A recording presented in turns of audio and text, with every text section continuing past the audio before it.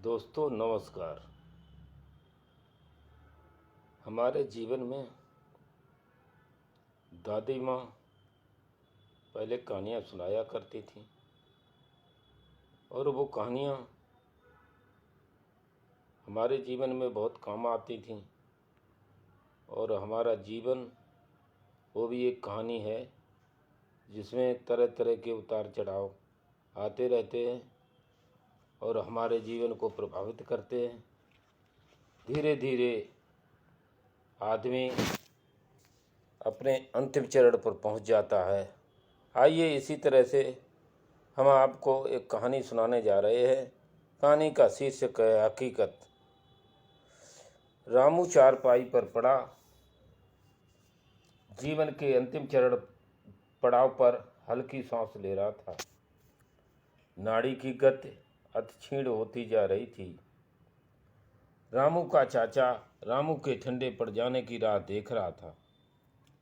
लोग आपस में बतियाए जा रहे थे कि रामू तो अच्छा था, पर उसका किस्मत ही साथ छोड़ गई। जो नशे का आदी हो गया।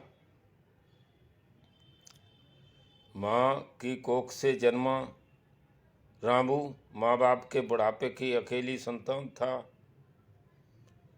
जब रामू का जन्म हुआ तो माता पिता के जीवन के 5 दशक पार हो चुके थे।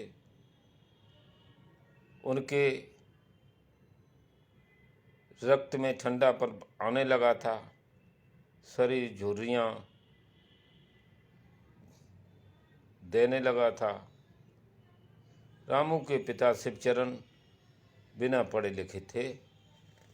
गरीबी में शिवचरण बचपन से ही काम में लग गए थे।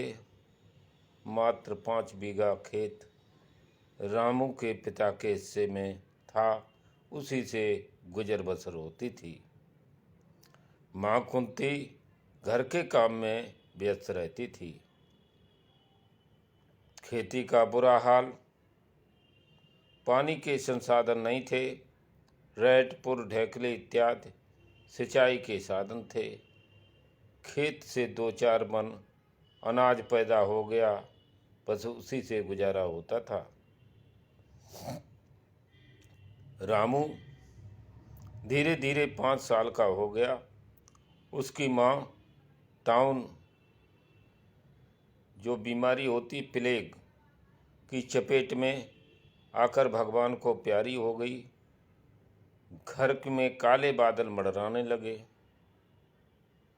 पिता शिवचरण खेत में काम करते, रोटी बनाते, घर की साफ सफाई करते। इसी में दिन अंतिम चरण पर पहुंच जाता। फिर खाना बनाना, रामू को खिलाकर अपने पेट की क्षुधा मिटाते। बस यही उनकी सारे दिन की दिनचर्या थी। आषाढ़ का महीना, आसमान में घने काले बादल मंडरा रहे थे। गर्मी की उमस ने नाक में दम कर रखा था कि अचानक शिवचरण की तबीयत बिगड़ी। कई दस्त होने लगे। पल पल में हालत खराब होती चली गई। रामू 6 वर्ष का अबोध बच्चा, उसे क्या पता वैद्य हकीम क्या चीज़ है। बस पिता के पास बैठा, पिता को कभी कभी पानी दे देता।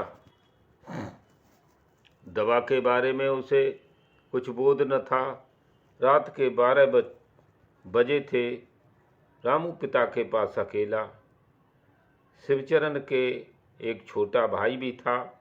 वो बहुत कटु हृदय, स्वभाव से चिड़चिड़ापन, जन्म से उसका स्वभाव उनकी आदत थी। वो अपने घर रहकर भाई का हाल भी नहीं लेने आता। रामू के चेहरे पर उदासी के चिन्ह स्पष्ट झलक रहे थे। न कोई सहारा, न कोई अपनापन दिखाने वाला। रात में गरज चमक के साथ बादल गहराने लगे। अंधेरी रात, भयावह दृश्य रामू के जीवन का घोर अंधकार दर्शाता था।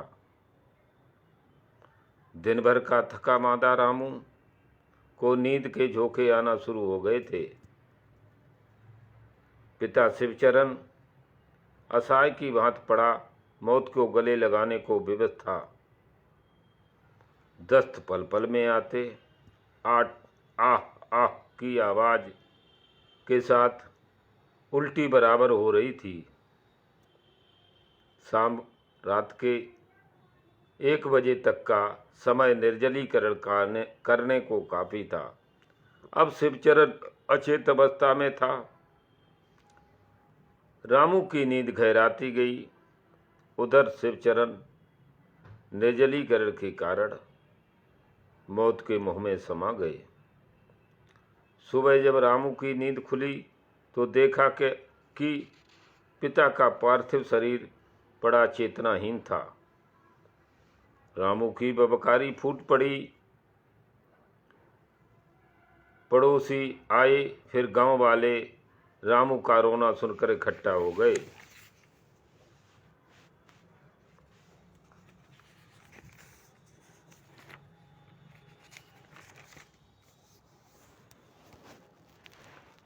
रामू की चाची पुनिया शिवचरण के पास बैठकर रोने का नाटक करने लगी।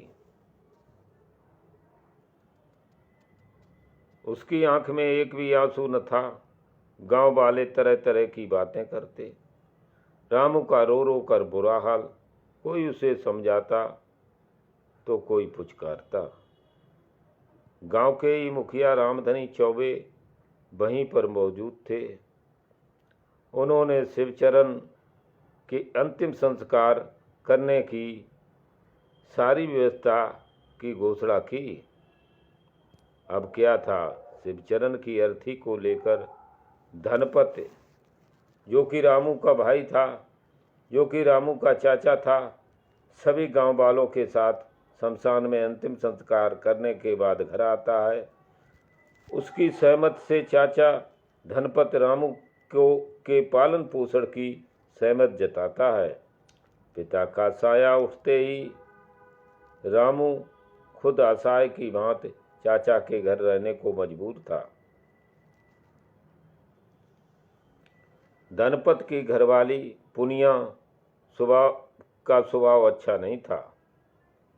वह केवल अपने बच्चों से प्यार करना उसकी आदत थी। रामू का पालन पोषण उसे बिल्कुल न भाता। वो धनपत से हमेशा कहती कि रामू की जमीन तो रामू के नाम रहेगी, हमें क्या मिलेगा, मैं क्यों पालन पोषण करूं, हमारे बच्चों को जमीन तो नहीं मिलेगी। एक दिन पत्नी की टाय टाय से धनपत भटक गया और उसकी इच्छा सख्त जवाब दे गई। उसने रामू को नशे की लत डाल दी। धनपत तंबाकू का सेवन करता था। ओह, रामू को भी सिखाने लगा। रामू तंबाकू से गांजा, शराब, भांग, चरस आदि का सेवन करने लगा। अभी रामू 21 वर्ष का ही था कि रामू का शरीर अस्थिपंजर के रूप में दिखने लगा।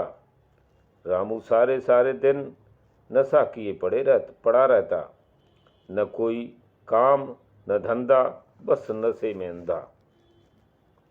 खाना पीना हराम हो गया। शरीर सूख कर हड्डी का कंकाल बन गया। एक दिन रामू इस दुनिया को छोड़कर चल बसा। धनपत रामू की जमीन का मालिक बना। अब रामू का नाम लेने वाला इस दुनिया में कोई नहीं था। दोस्तों, कहानी आपको अगर अच्छी लगी हो तो हमारा मन बढ़ाने के लिए शेयर और कमेंट जरूर करें। धन्यवाद।